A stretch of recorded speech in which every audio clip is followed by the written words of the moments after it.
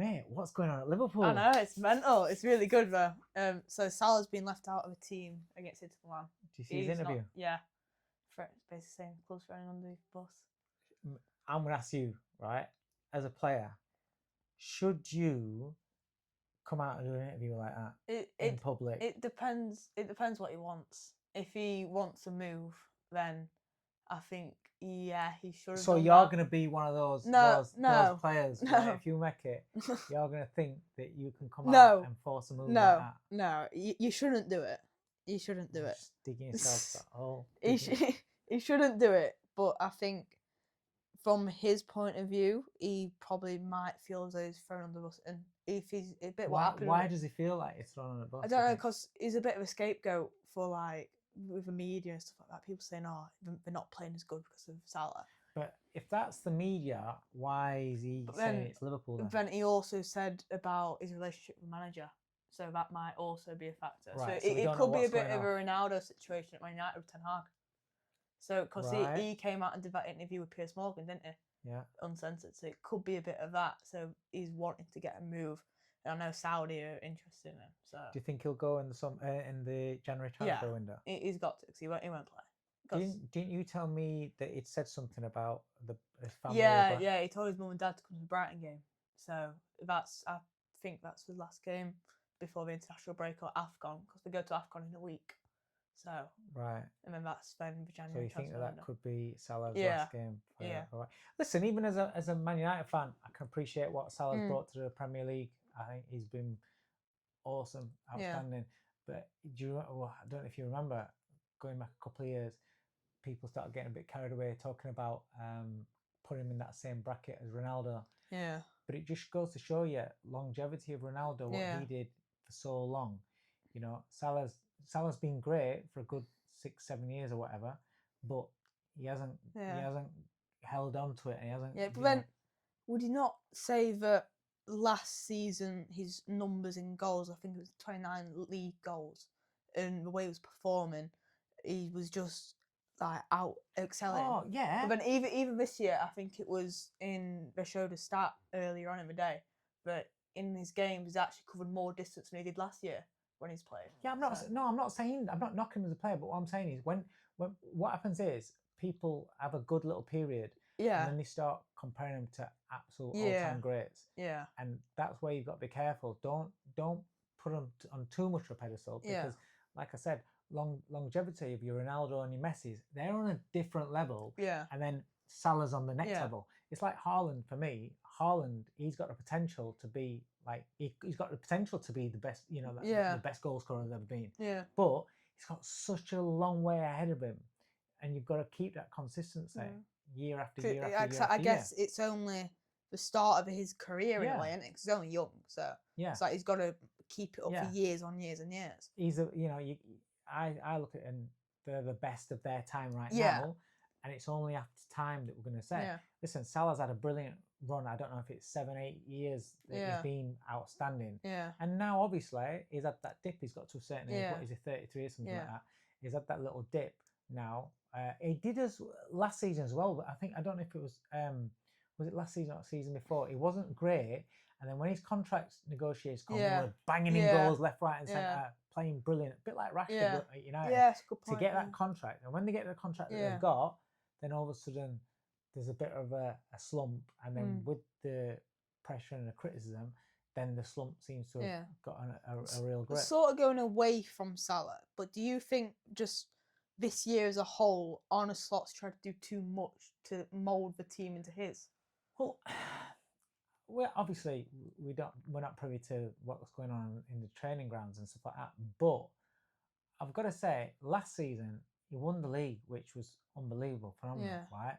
But it was with Klopp's team, and mainly the way that they played was kind of like.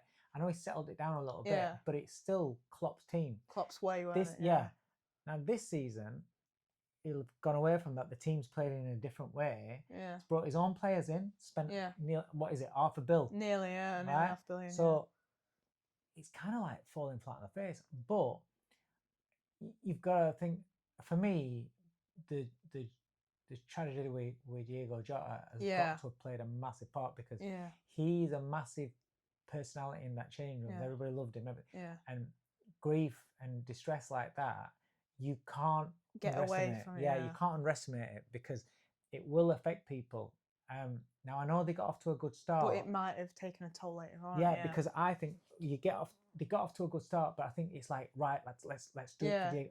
But then when that initial adrenaline rush and that initial thing sort of dies down, because they weren't playing great, they were getting results. Yeah, because it was sort of where no matter how many they score, we'll score more, weren't it? Yeah. Like the quality wasn't that good. Yeah, and they were grinding out the wins, but then it's kind of like wheels have come off a little bit. Yeah. So I don't know how much that plays a fact. Also, like I said, there's players come into the team that haven't hit the ground running. Slot's way of playing is different to Klopp's. Yeah. So it's a difficult one, but I mean, you can't. I mean, people saying, "Oh, he's under pressure. You know, they need to get rid of him." I mean, he won the league 4 months ago. You can't get rid of him. Do you think that sort of saved him in a way? Because if he wouldn't have won the league, and he's got to this point, he would have gone. Yeah, 100%, 100%. Yeah, I definitely. But he did win the league. It's not about if he did win the league. So I can't see how you can sack a manager that won you the title 4 months ago. Now, if the players have stopped playing for him, then that's a different matter because then it's only a matter of time before he's going to go. Because once players, and I don't agree. And you're a young footballer. I would always say you play for the club, not the manager. 100%, not the manager. Even if you don't like, not the manager. You play for the club, not just because you don't like a manager or I stop playing. You do your best in your situation, and no matter what everybody else is doing, you should always give your best because it's the fans that are paying the money. So you're playing for the club, the fans, and that's what you're playing for. Do you know what I mean? And as well, I guess at the end of the day, that club's paying your salary, isn't it? Yeah, the club's paying your salary. And also you're playing for your reputation as a player as well. So then if you're not performing to them standards, then you're sort of, like with a lot of these players who've got contracts with Adidas and Nike, and their sort of brand in a way comes down as well, doesn't it? Yeah, that's just it. But it's called professional pride. Yeah. And you should have pride in your own work and your own achievements and abilities. And I don't get this where players kind of like not bothered and just go out there and play because they don't like the manager. They don't. They want to get rid of the manager, so they're willing to lose. They're willing to play back. But it's making them look bad. Yeah. That's not professional pride. One thing you must always have is pride in what you do, pride in yourself. Yeah. And that, if you give your best, then it is what it is. But that's just my opinion. Yeah. So personally, I don't know about you, but I think from here Liverpool just have to sort of maybe go back to basics in a way and just sort of get the fundamentals in. And what do you mean, like defensively and making sure because conceding as many goals as they did. Because even against Leeds, they conceded 3 goals. Yeah. So it's like defensively they're not sound at the back and structured. And Florian Wirtz, he's a very good attacking player, but he hasn't settled in. So maybe it's just a time of. What do you put that down to? Because he's a good. Everyone was raving about him before he came. Maybe it's the change of a jump from Bundesliga to Premier League. But then, if he isn't established yet in Premier League, do you drop him and play someone who's established in Premier League like your Curtis Jones? And I know that Szoboszlai and Gravenberch, when they're fit, they're key players for Liverpool. But it's just at the end of the day trying to get them more fit and get them more firing. Because then they are a force, and they're probably. When you look at the team sheet, they've got unbelievable players. Yeah, they just need to play as a team as well. Yeah, there's something not quite right. I don't know what it is, but there's something not quite right. But do you know like Wirtz is what? Was he 115 or something? 115 mil or something like that. You've got players like that have cost so much. At what point do you have to say, well, it doesn't matter how much we've paid for him. If he's not performing, take him out of the team. Yeah.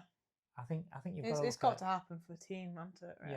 Yeah, and then they got to fight their way back in. And look at United with players like Sancho that they spent 80 mils on. Anthony, 80, 90 mils. You're paying all that money, and if it doesn't work, it doesn't work. Yeah. You got to get rid. You got to get them out of the team. Get players in there that will, like you said, go back to understand fundamentals and go back to fighting for the club, fighting for those points. Because at the moment they're getting beat by teams that beat them on fight. Yeah. And maybe not technically the best. It's like even teams what some people pick for relegation. Yeah. It's like Leeds, especially because they're down there in relegation spots at the minute, and they drew to them. Yeah. So it's like, no disrespect to Leeds, but it's like bigger teams, you expect them to go and smash them, don't you? But then you look at what happened with Chelsea. Maybe that is a problem where they just underestimate them and think it's another game. Yeah. Key is, should never underestimate anybody, whatever sport it is, your opposition. You always give your best. Yeah. And don't underestimate anybody. That's our first little chat together. All done, I think. Yeah, is that right? All done. Right on. Yeah. Hope you enjoyed it. If you liked it, what'd you do? Subscribe and like.